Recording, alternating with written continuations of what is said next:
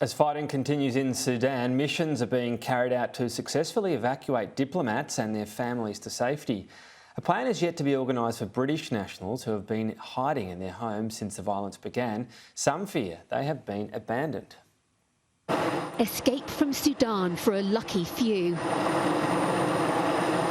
Young and old, helped onto a French evacuation flight. With the capital under fire, this is one of the only routes out, and it's still high risk.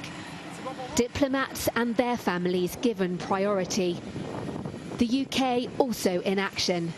We have taken the decision to temporarily close the British Embassy in Khartoum to evacuate the British diplomats and their dependents and relocate our diplomatic functions into a nearby diplomatic post. Sky News can reveal details about the covert British rescue operation.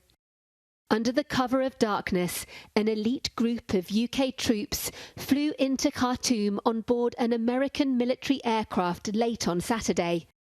It's understood the British soldiers acquired a number of local vehicles and drove towards the area where the UK embassy is located.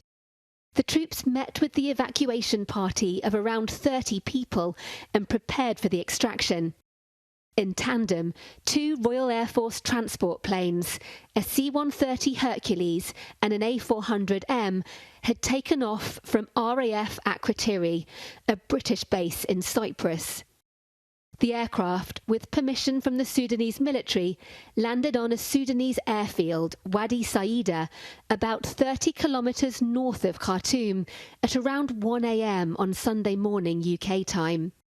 A window opened of relative calm to allow the soldiers on the ground to drive their passengers to the airfield.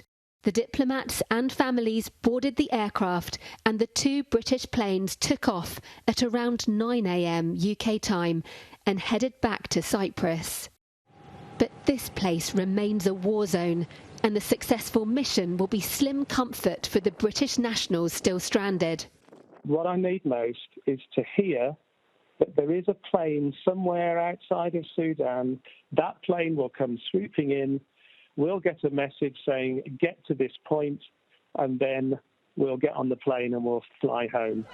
The UK insists it's not abandoning anyone that can offer better support from outside the country.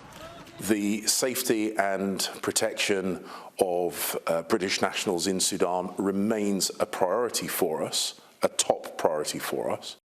At the British airbase in Cyprus, it's thought that troops and planes remain on standby.